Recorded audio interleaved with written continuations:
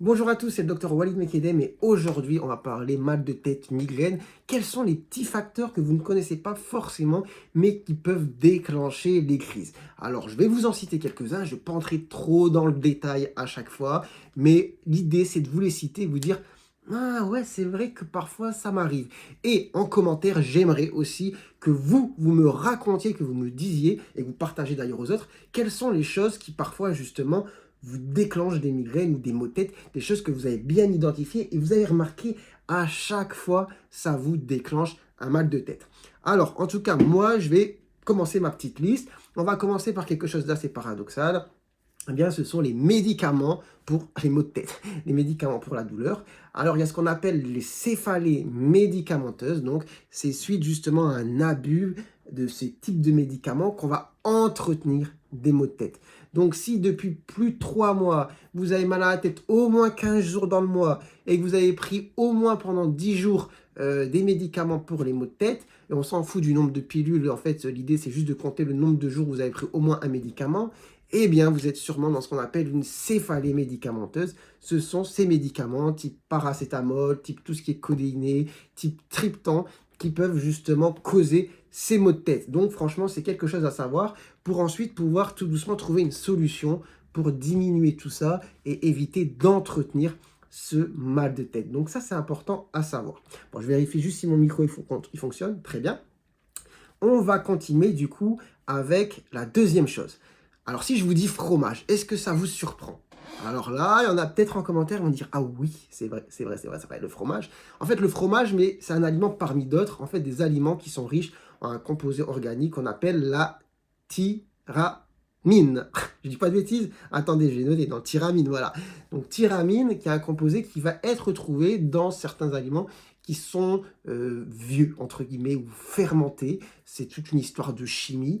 Et ce composé peut, chez certaines personnes, déclencher des maux de tête, migraines, à voir. Dites-moi un petit peu aussi en commentaire vos expériences, mais du coup, les fromages anciens, fermentés, le vin, la bière, le hareng, enfin, moi je ne vais pas vous faire une liste exhaustive de tout ce qui est possible, mais en tout cas, dites-moi en commentaire si vous, il y a des aliments justement identifiés comme ceux que j'ai cités qui vous déclenchent des maux de tête et des migraines.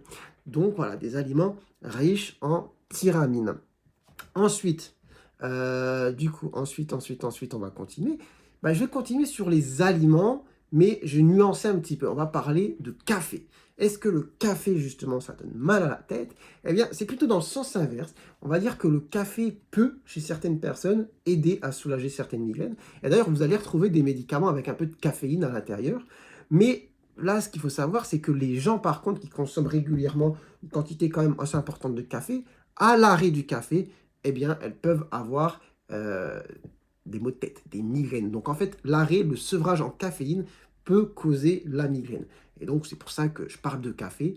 C'est plutôt son arrêt, son sevrage, qui fait que les maux de tête peuvent arriver. Dites-moi en commentaire aussi si vous êtes des consommateurs quand même, des bons consommateurs de café, et si vous sentez justement ce mal de tête qui arrive quand vous n'avez pas eu la tasse que vous prenez d'habitude. Désolé, je vérifie encore pour le micro, c'est bon. Il ne me reste pas beaucoup de batterie, c'est pour ça.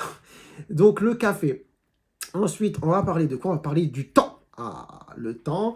Là, j'attends aussi un petit peu vos retours. Donc, j'ai fait un peu une revue de littérature, c'est-à-dire j'ai regardé un peu pas mal d'études sur le sujet. Il y a beaucoup de choses qui reviennent, etc. En tout cas, ce qui revient souvent, c'est l'histoire de pression atmosphérique. Donc, que ce soit augmentation de la pression atmosphérique, chute brutale. On peut aussi avoir la pollution qui est importante dans l'air. On peut avoir le taux d'humidité. J'ai pas réussi à ressortir quelque chose, on va dire, de solide et de bien identifié. Mais ce sont les notions, des choses qui reviennent souvent et régulièrement dans de nombreuses études sur ce qu'on appelle en anglais les triggers, donc les déclencheurs de migraine ou de mal de tête. Donc tout ce qui concerne l'environnement, le temps, donc pression atmosphérique, humidité et pollution atmosphérique. Voilà. Donc là, j'attends un petit peu vos retours. Je vous avoue, j'ai pas quelque chose de ultra solide, voilà, à vous donner sur le sujet, mais à mon avis, ça va parler à beaucoup d'entre vous que chez certains, il y a justement un effet. Et dites-moi quel est cet effet. Est-ce que c'est quand justement la pression augmente, quand elle chute brutalement? Est-ce que c'est quand il y a beaucoup d'humidité dans l'air? Est-ce que c'est quand justement il y a un gros taux de pollution? Là, j'attends vos retours, mais désolé si je manque peut-être un petit peu de précision et de rigueur sur ce point, mais je pense qu'il est important quand même de le mentionner. Ensuite, on va parler des lunettes. Les lunettes, c'est bien d'avoir des lunettes, mais on peut quand même avoir mal aux yeux, enfin aux yeux, on peut avoir mal à la tête quand on a des lunettes, quand justement on est surcorrigé. Je ne vais pas m'attarder plus longtemps parce que j'ai pas grand chose de plus à dire, mais quand on a des lunettes et qu'on vous a dit ah, c'est bien avec ces lunettes, tu auras 12 sur 10. Ouais, c'est bien, mais pas forcément chez tout le monde parce que chez certaines personnes, eh bien, ça peut donner un mal de tête. Voilà, je m'arrête là, j'ai pas grand chose de plus à dire, mais je voulais donner la petite info, lâcher la petite info et on voit ce que ça donne.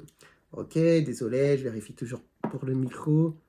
Eh bien voilà, il n'y a plus de batterie. Bon, désolé, attendez 2 secondes, je débranche un truc qui accroche à mon téléphone et ce sera juste le son de ma voix. J'espère que le son sera bon. Alors, du coup, on va continuer. Je sais plus ce que je disais. On parlait des lunettes et maintenant on va parler du stress. Bon là, je pense que je ne vous donne pas un scoop, mais le stress, ça va jouer beaucoup sur... ça peut déclencher les migraines, etc. Mais on va dire que le gros mal de tête, bien connu, lié au stress, c'est ce qu'on appelle quand même les céphalées de tension. C'est-à-dire c'est pas forcément la migraine à proprement parler avec toutes les caractéristiques de la migraine. Parce que ceux qui connaissent les migraines, ils savent que... quand vous en avez une, bah, c'est l'enfer parfois. Pendant 2-3 jours, vous restez dans le noir. Alors, contrairement, on va dire, au mal de tête classique, ah, j'ai mal à la tête, comme ça, j'ai la tête dans les taux, surtout le soir en rentrant du travail, etc. Ça, c'est plus la céphalée de tension. Et c'est vrai que céphalée de tension, stress, ça joue pas mal. Donc voilà, ça c'est un aspect à connaître aussi. Donc j'ai dit lunettes, le stress. J'avais pris quelques notes. Ah oui, une chose marrante à évoquer, c'est les parfums, les odeurs. Là, chez certaines personnes, on a des odeurs qui peuvent déclencher les migraines. C'est comme pour les histoires de temps. J'ai pas trouvé des trucs ultra solides, mais c'est quand même quelque chose, je pense, d'assez répandu. Et j'ai trouvé une étude avec une liste de choses odorantes qui pouvaient déclencher par ordre de fréquence. Bon, il y avait tout ce qui était parfum. D'accord?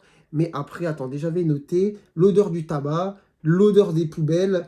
Bon, vous voyez, il y avait des odeurs bien identifiées qui, chez certaines personnes, déclenchaient des maux de tête. Dites-moi en commentaire si vous avez remarqué qu'il y a une odeur en particulier, bim, ça vous donne la migraine. Et après, je vais terminer sur un dernier point que j'avais noté, que tout le monde ne connaît pas, surtout les garçons ne le savent pas, mais c'est plus, ça concerne les dames, mais c'est la chute en œstrogène sur la fin du cycle ou le début du cycle, ça dépend comment vous vous situez, en gros, avant les règles. Donc, ce qu'on appelle les migraines cataméniales. Vous avez une chute d'hormones, paf, et dans les jours qui précèdent les règles, gros mal de tête. Donc ça, c'est lié justement, pardon pour la chaise, lié aux hormones, aux œstrogènes.